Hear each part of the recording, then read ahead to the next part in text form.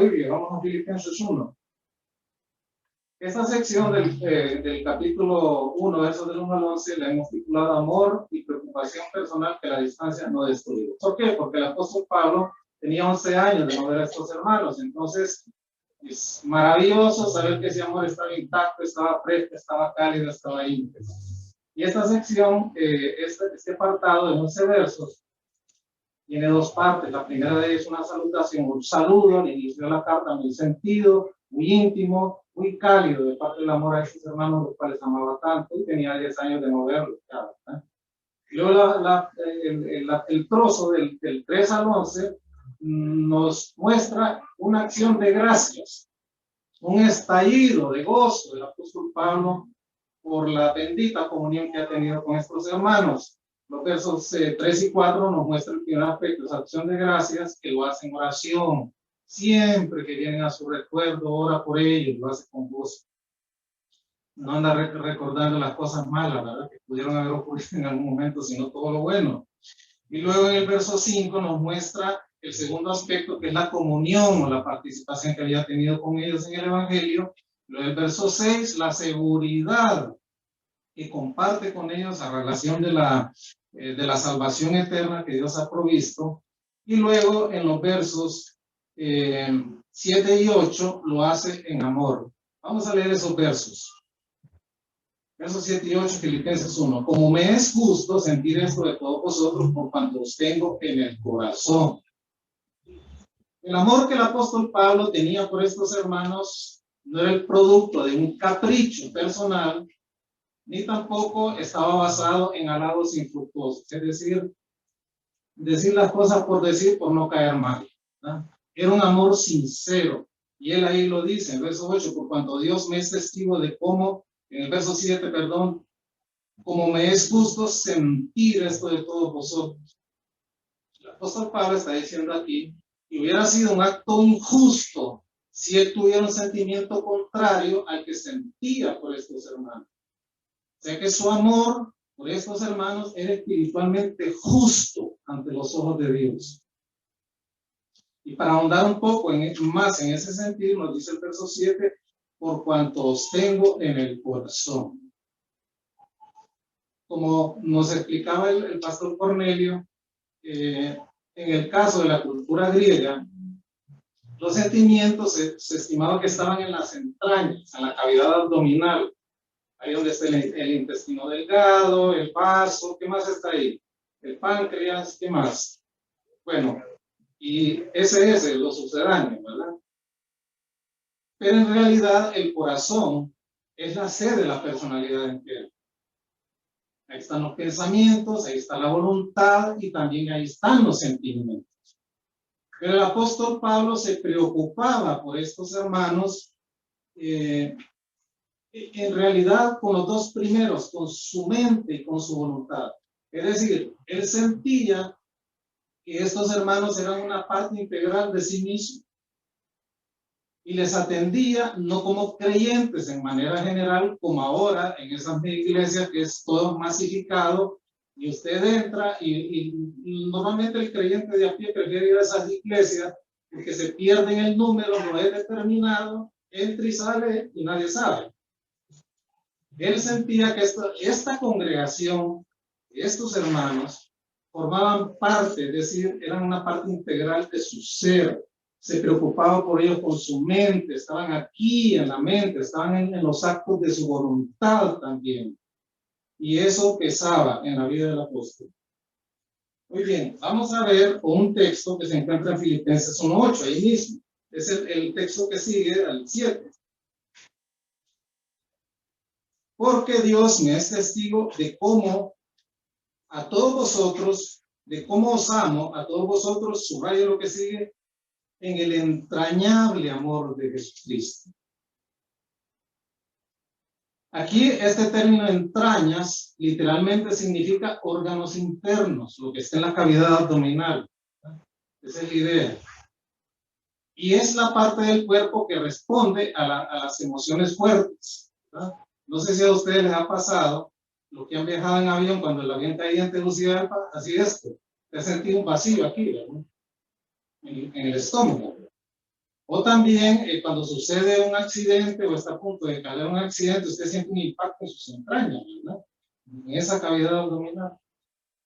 Y esa palabra entrañas, en el lenguaje que fue escrita en la Biblia, en el poime, en el griego, se convirtió en la expresión más vigorosa para calificar el amor compasivo, que no solamente implica las entrañas, sino el ser entero.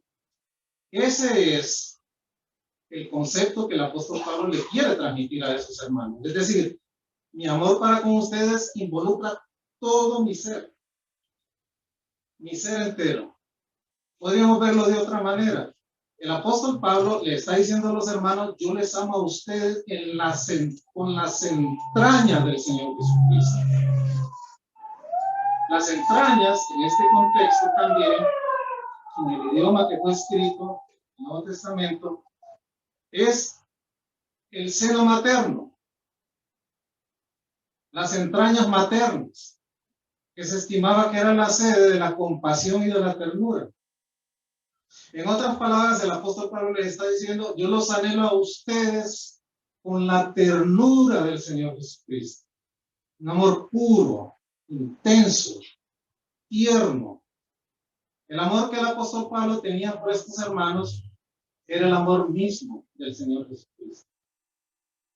Este es un concepto maravilloso para todos nosotros, ¿verdad?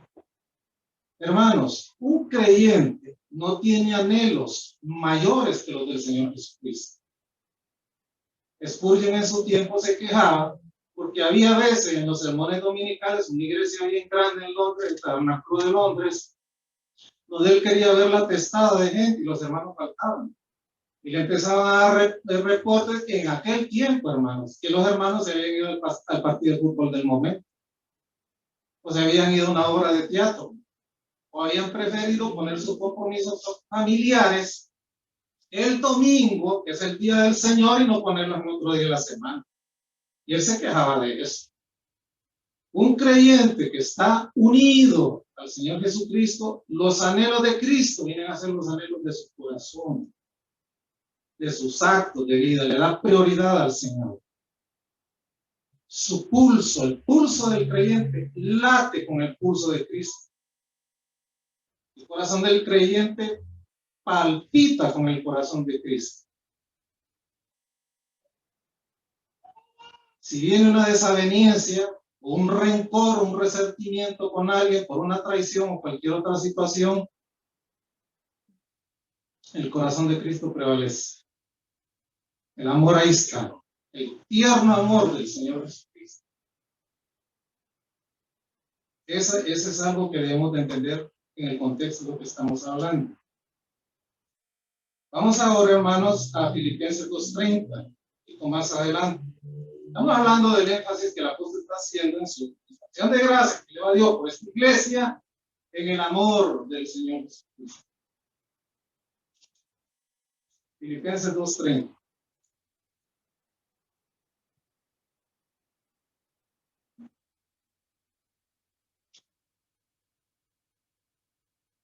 Vamos a leer desde el 25.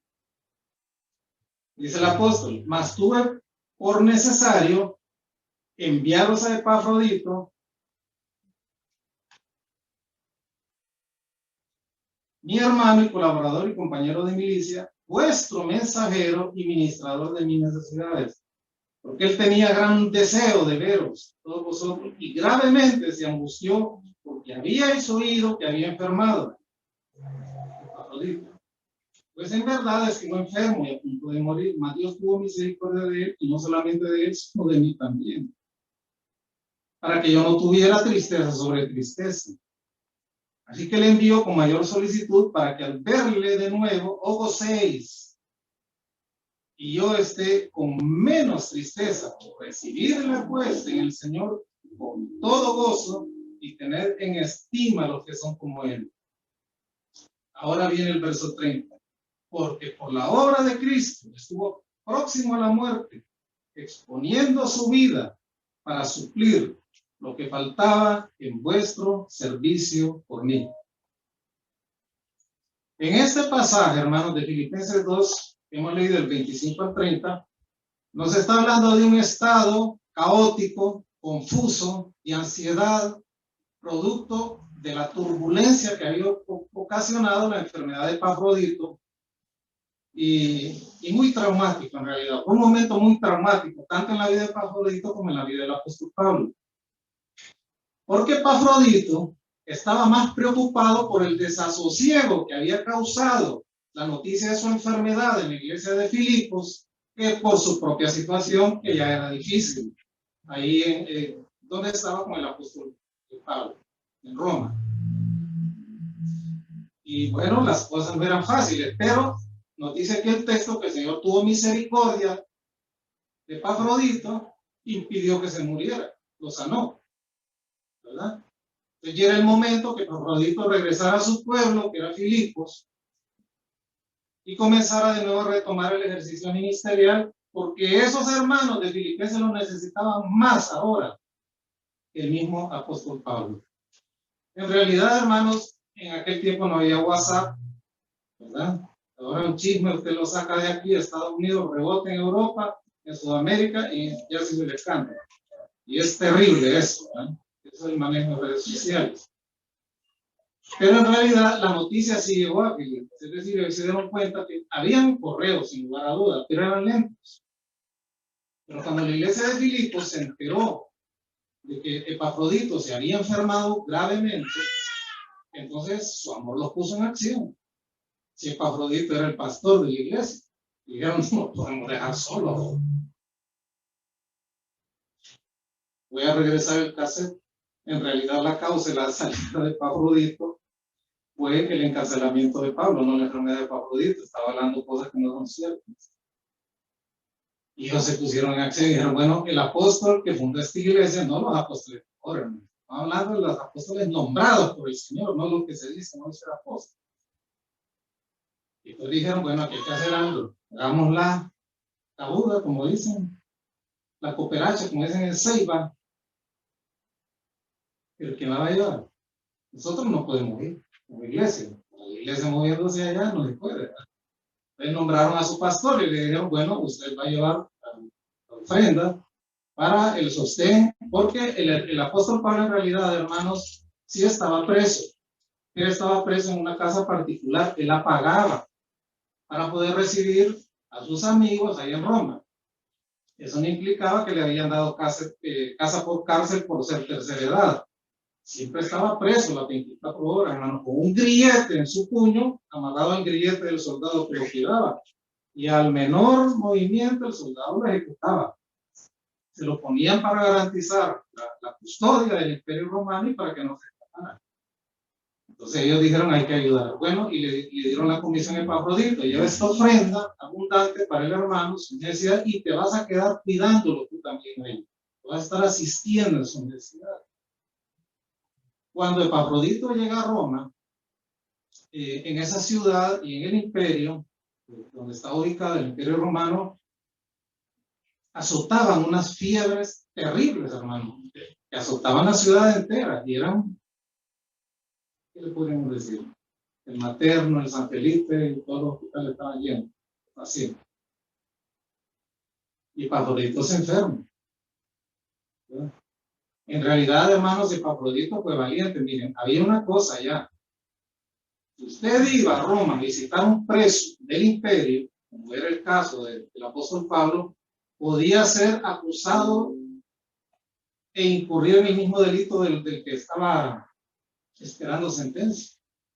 En realidad, Epafrodito exhibió mucho valor, porque él quedaba bajo la posibilidad de que también lo dejaran preso con Pablo. Y se enferma, y grave. Y va la noticia de regreso a Filipos y los hermanos se dan cuenta que este hombre está enfermo. Y se preocupan por el enfermo, pero también por el apóstol Pablo, porque se suponía que Epafrodito iba a asistir a su necesidad del apóstol Pablo y que ahora quién iba a cuidar.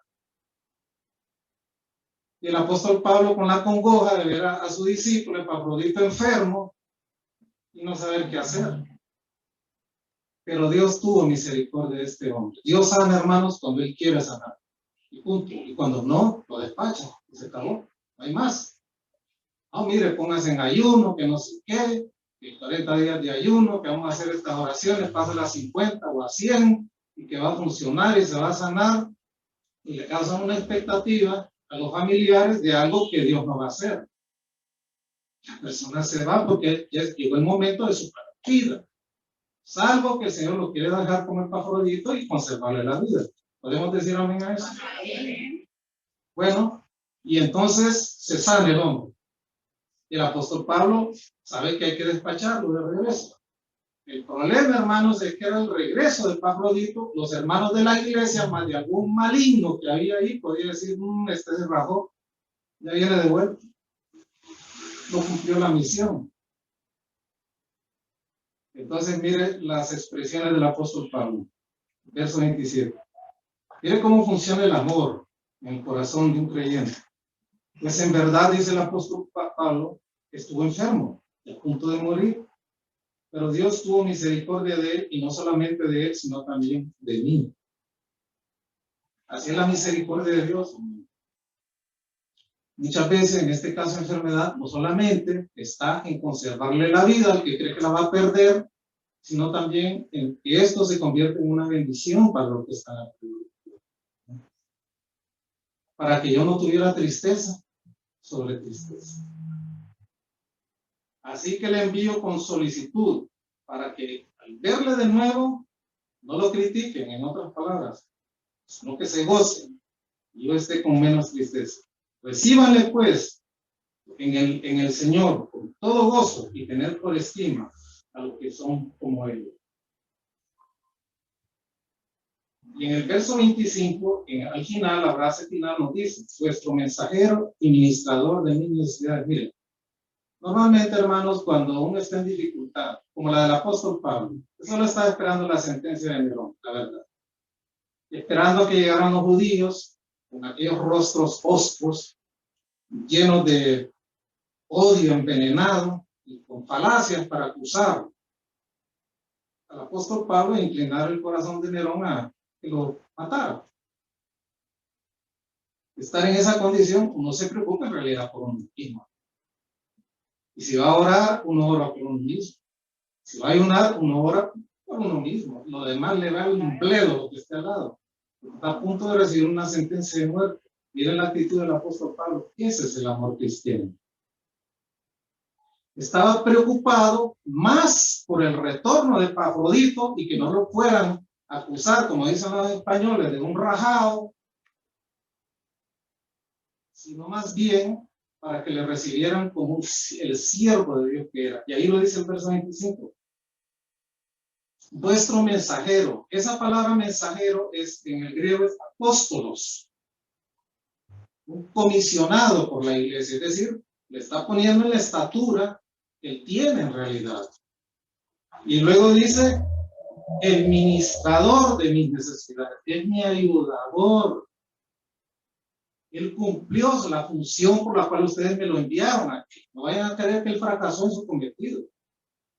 Fue administrador de mis necesidades.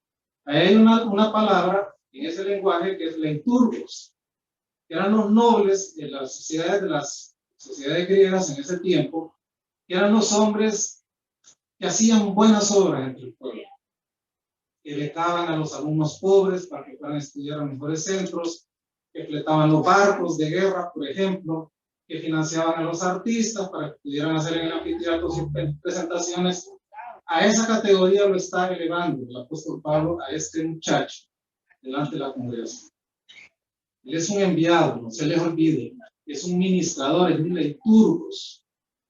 La combinación de estas dos palabras ponen a Epafrodito a la estatura de la recepción que le deben de dar. Y de esa manera Epafrodito también pierde el temor de regresar, porque no es fácil regresar ante una supuesta empresa fallida y tener la crítica de los demás. Qué nobleza la del apóstol Pablo, sinceramente, qué corazón, qué amor en realidad. A pesar de la situación difícil que él estaba presentando, enfrentando, a razón de su encarcelamiento y pronta sentencia de Nerón, 2 años estuvo preso en Roma. Estaba preocupado por Epafrodito. Hermoso, ¿verdad? A veces, hermanos, el ostracismo nos priva nos escondemos, cuando estamos en dificultades, no queremos venir a la iglesia, no queremos recibir llamadas de nadie, ni mensajes de nadie.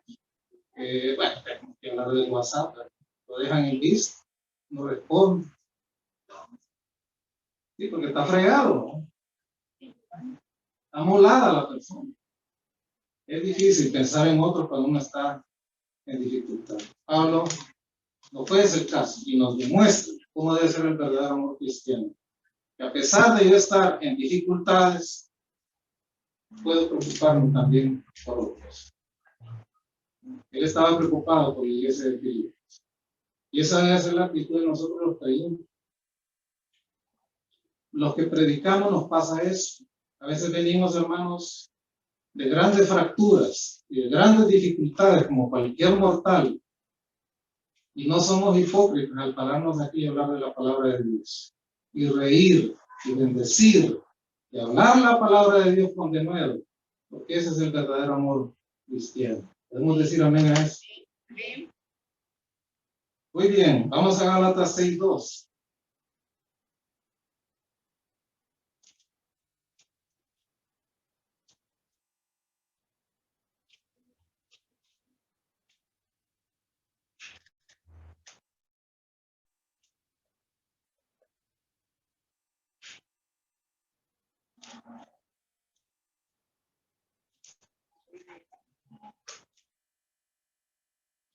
Este es un consejo a otra iglesia, la iglesia de los Gálatas.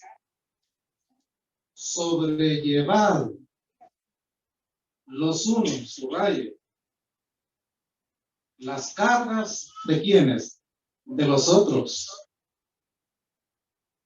y cumplir así la ley de Cristo. ¿Qué es una carga? Bueno, usted podría definirla, bueno, una carga laboral, una carga legal, una obligación en la casa, de tener que llevar el alimento, de tener que proveer seguridad y no tener nada. Que puede ser una carga para otro. El vehículo se le arruinó. No tiene cómo pagar la compostura. Una carga, hermanos, es una dificultad, es un problema que una persona no puede resolver con facilidad por sus propios medios. Necesita el auxilio de otro. Y sobrellevar, en este caso, esa palabra que ya implica a otros sobre el que tiene la dificultad, ese sobrellevar es el esfuerzo de ayudar con paciencia, con resistencia. Y nos dice el verso, sobrellevad los unos las cargas de los otros y cumplir. Así que es la ley de Cristo. ¿Cuál es la ley de Cristo? A ver quién se atreve. ¿Qué es la ley de Cristo? Previo allá en el Evangelio de Mateo capítulo 22, se le acercó, le echaron una andanada, al Señor le tiraron toda la batería. Primero le tiraron a los saduceos, ¿recuerdan? Le dijeron, bueno, mira, uno tuvo su esposa, él se murió, luego fue segundo, según la ley, pues había que conservar descendencia, y el segundo en la familia tenía que casarse con la sobreviviente. Y así pues 7 estuvieron con él y le dijeron al Señor, bueno, y en la resurrección de quién será, porque los saduceos no creían en la resurrección. Le dijo, bueno, ¿no habéis oído lo que dice la ley? Como Dios es mencionado como el Dios de Abraham, de Isaac y de Jacob. Dios no es Dios de muertos, sino Dios de vivos. Ya no va a haber casamiento y punto. Así fue que los que tienen esperanza de creer que allá van a arreglar el asunto de la esposa perfecta y el esposo perfecto están fritos. Allá no hay matrimonio. Y luego pues le echaron a los fariseos en la sucesión de eventos, le echaron a los fariseos con el asunto de los impuestos, ¿recuerdan? Le digo, tráigame un denario, este fije de 500. César, bueno, lo que es el César de lo que le dio.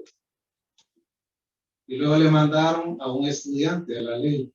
Le dijeron, maestro bueno, ¿cuál es el mandamiento más importante cumplir? Y le dijo, bueno, tú lo has entendido de tu juventud. Amar a Dios por sobre todas las cosas y a tu prójimo como a ti mismo. Esa es la ley y los profetas. Y aquel ya dijo, bueno, bien has respondido, maestro. No hay más preguntas que hacer. ¿Cuál es la última? ¿Cuál es la ley de Cristo? ¿Ah? La ley del amor. Si tú amas a Dios por sobre todas las cosas, no le haces daño a tu prójimo amándolo, has cumplido toda la ley. Es la ley del amor, es la ley que cumple toda la ley. Así es, ¿o no?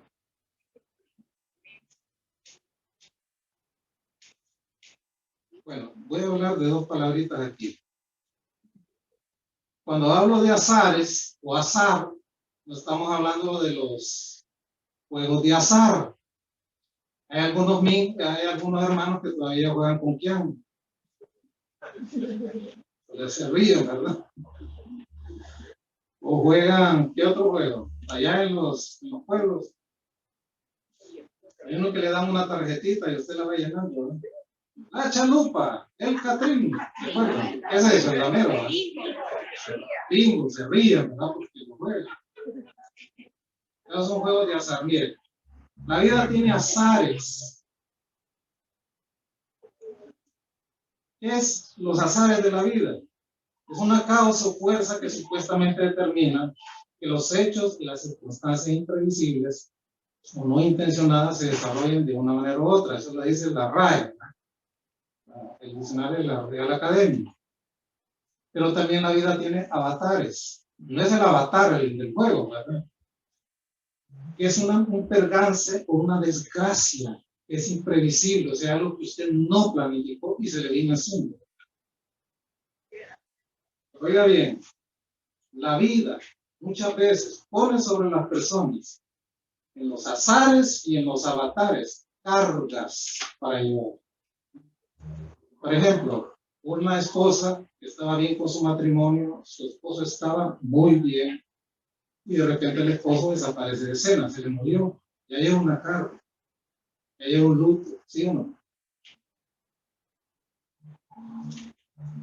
Hay cargas, hermanos, y cumplir la ley de Cristo, la ley del amor, implica que la iglesia, cada persona que viene a esta iglesia, auxilie más de alguna persona que los azares y los avatares de la vida le han impuesto una carga, llevar una de esas cargas y ayudarle. Por ejemplo, en esta iglesia tenemos un ministerio de dar.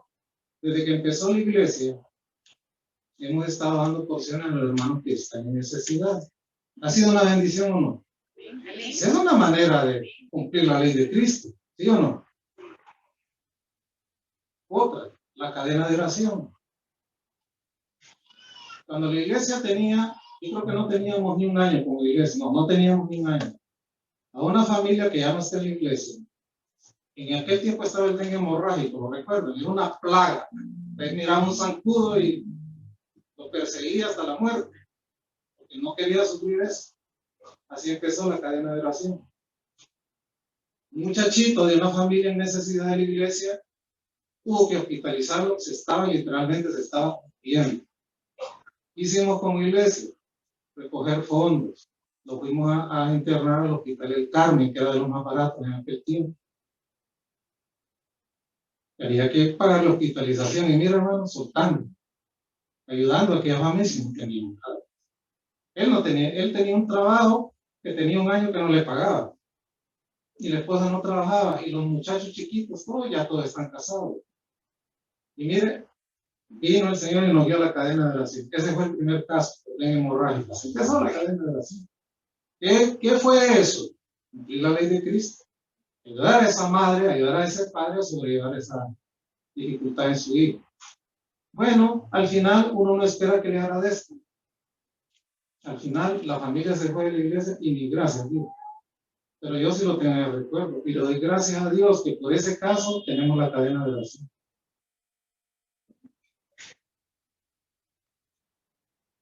Pero también, hermanos, hay cargas que solo la persona puede llevar por sí misma. Nos dice aquí este texto, sobrellevar los unos las cargas de los otros y cumplir la ley de Cristo.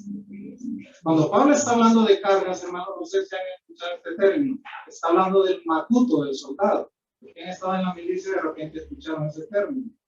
Es la mochila del soldado. ¿Qué lleva ahí el soldado? Las armas de supervivencia, los alimentos de supervivencia y las herramientas que le pueden ayudar. ¿Sabe qué está diciendo aquí el soldado, el apóstol Pablo?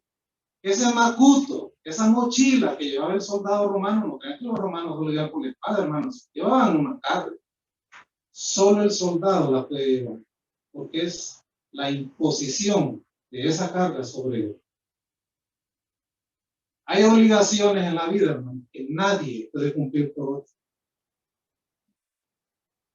Y hay tareas en la vida también, que la persona es llamada ella misma a responder por ello responsablemente y de manera personal. El apóstol Pablo les decía a los hermanos de Tesalónica en una de sus cartas al final, si hay algún ocioso en la iglesia, aliéntenlo a que trabaje. Si no quiere cumplir con su obligación, con su macuto, con su carga de trabajar, apártense de él. ¿Es cierto o no? Yo no puedo llevarle el alimento a un hombre a su casa, que esté entero, que puede llevar el alimento a su casa cuando puede trabajar. Igual con una mujer. Por eso el apóstol Pablo le decía a Timoteo en una de sus cartas, en la lista de viudez, pon aquellas que tienen cierta edad en adelante. Y las mujeres que enviudaron, dice el apóstol Pablo, jóvenes, en vez de andar chismeando de casa en casa, que se casen, ya son una responsabilidad, que se pongan su propio macuto encima y lleven su cargo y su responsabilidad. Amén. Así es. Pero usted y yo y la iglesia está obligada a ayudar a ciertas cosas que interrumpen el camino feliz de una persona y que necesita la ayuda de alguien para poder llevar su carga también. ¿Estamos de acuerdo con eso? Bueno, esa es cumplir la ley de Cristo, la ley del amor. Amén. Ama al Señor, ama a tu prójimo, cumpliste la ley. Vea los 10 mandamientos y los 8 mandamientos que siguen a estos dos. Todos son posibles si amamos al prójimo, si amamos al Señor. Así de sencillo. Bueno, sigamos, hermano. Vamos ahora a 1 Corintios 13. A ver si llego. Sí, yo creo que sí. 1 Corintios 13, sí.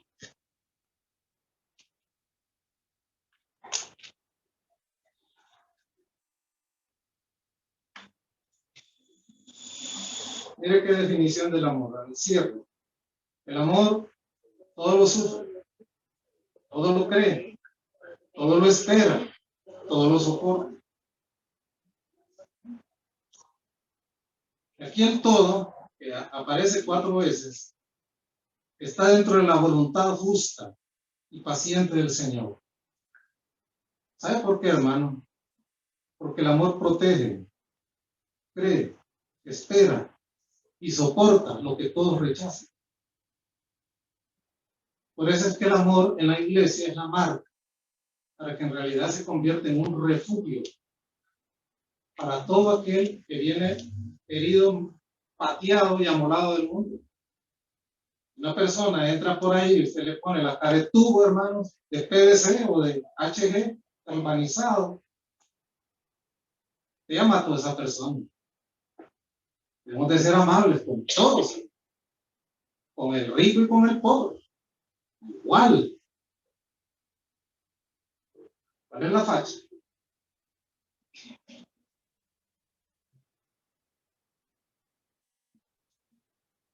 Por eso la iglesia no es un centro de espectáculo. Es el lugar donde las personas encuentran el refugio, el amor, el cuidado, la aceptación que afuera no tienen. Aceptando las demandas del evangelio, por supuesto, ¿verdad? Nos dice aquí que el amor es sufrido. ¿Sabe qué significa sufrido? En el original, la palabra que expresa el amor lo aguanta todo. Y una de las ideas que se desprenden de ese aguantar todo es que el amor tapa, cubre, no saca los trapos sucios al sol. Porque a veces, hermano, es mejor remediar y remendar una situación defectuosa que desplegarla para que todos la critiquen. ¿Qué remedia una persona con una dificultad que se dio en un hogar? Yo por eso les digo, hermano, las cosas que pasan en casa, en familia, nunca las saquen a la calle.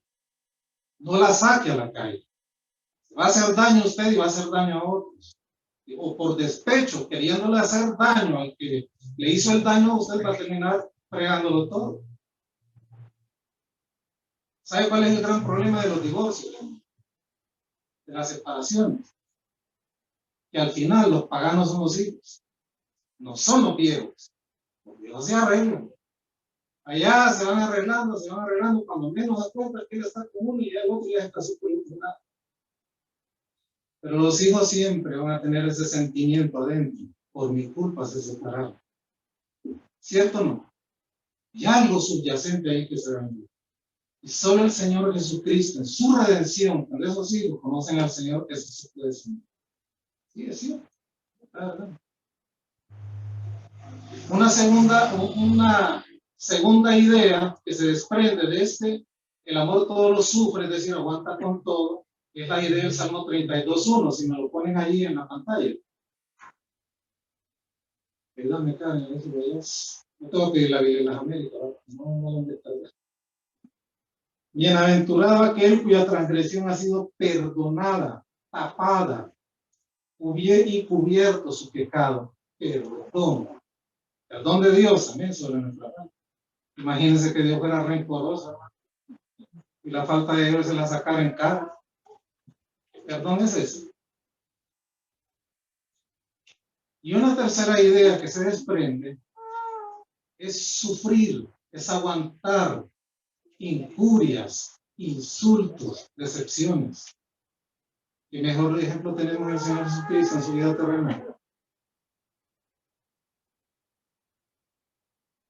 Sí, no, si ya te perdoné, te acordás.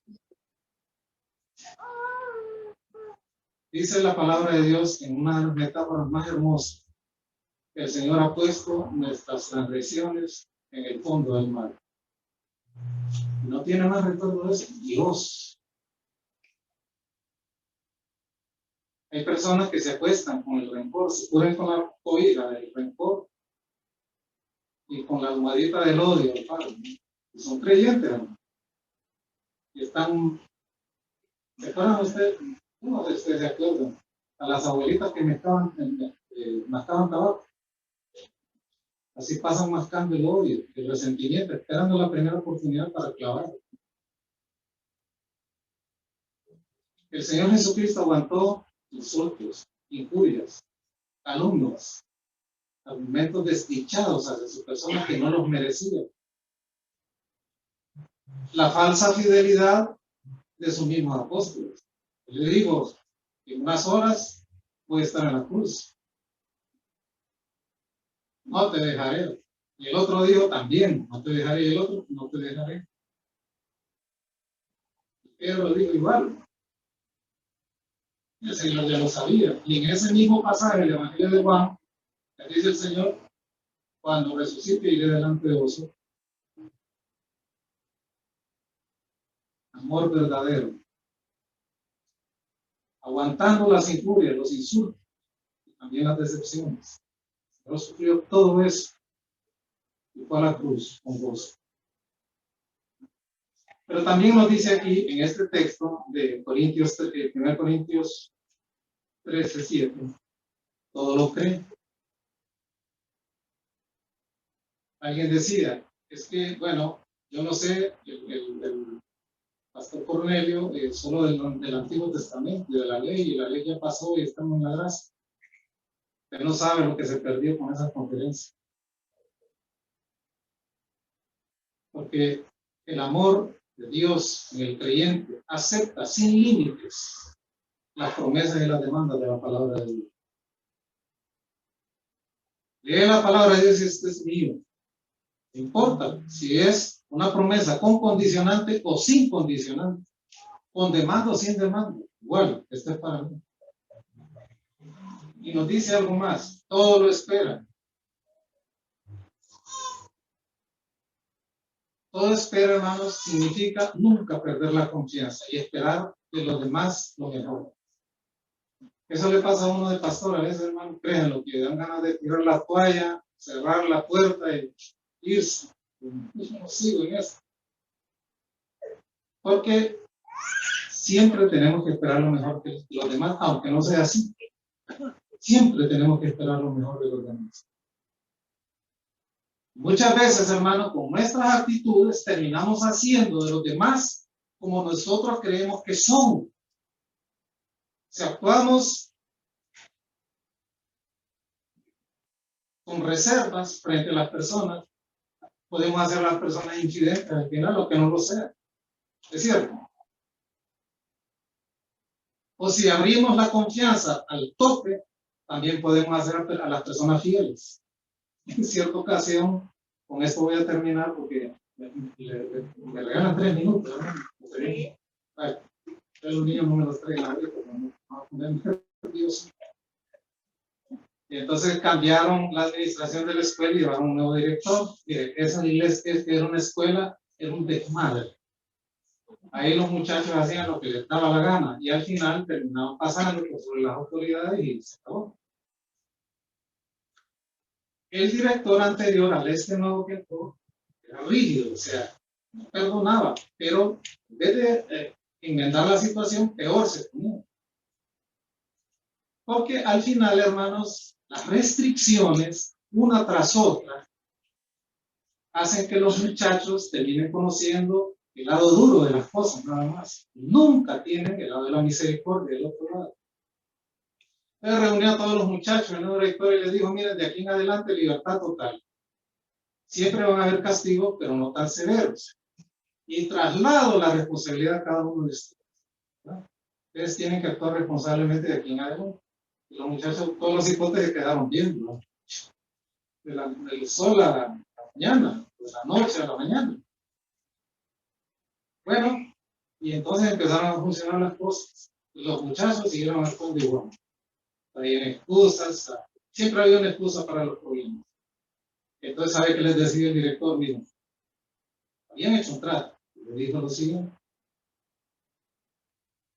Bueno, si ustedes lo están diciendo, quiere decir que así es, esa es la verdad. Y siguieron lo mismo. Una vez se reúnen los muchachos y dicen, no sé si le está pasando esto como pasa a mí, pero no podemos seguir actuando irresponsablemente, mintiéndole al director. Tenemos que cambiar. Esa escena usted la puede ver en los evangelios también. El Señor Jesucristo le dio libertad al tope a sus discípulos. Muchas de las actitudes de sus discípulos no cambiaron. Allá pueden ver a los Boanerges, recuerdan, los hijos del trueno. ¿Quién se llama Boanerges aquí? Diga la verdad, confiese. ¿Quién se llama hijo del trueno? Le dijeron, no lo quisieron recibir al Señor en una aldea y de esa manera le dijeron bajar todo el cielo, extinguirlo a todos. El Señor, ¿qué le dijo? Usted no sabe de qué espíritu es. Todos esos altibajos los sufrió el Señor y Él nunca dejó de confiar en sus discípulos. Nunca. Ya cuando alimentó a la multitud, la primera multitud, ¿cuántos fueron los que alimentó primero? 5,000 o 4. Uno de ellos atrevido, malcriado, le dijo al Señor, yo no sé si es el que lleva las cuentas o la contabilidad. Los 1,000 denarios no sirven para alimentar a este montón de gente, porque si él le dijo, bueno, alimenten ustedes. Porque están preocupados porque esta gente tiene hambre. ¿Lo resolvió el Señor al final, sí o no? Y allá estaba un cipote que andaba con unos pescaditos en el cabello, era una ensaladita, la burrita que le había dado a la mamá. De repente para venderla, ya le dice el Señor, bueno, tráela y multiplicó. Y así fue la actitud del Señor con ellos. No se canse con las personas. No se canse. Un día habrá un resultado, especialmente aquellos que sirven al Señor. Y bueno, Allá están los 12 discípulos llevando el Evangelio, después de Mateo 28, del capítulo 1, 2 de Hechos y lo que sigue. El Evangelio se propagó con aquellos ambivalentes discípulos. El amor todo lo sufre, todo lo cree, todo lo soporta. Entonces, siguiente domingo, puestos en pie vamos a ver.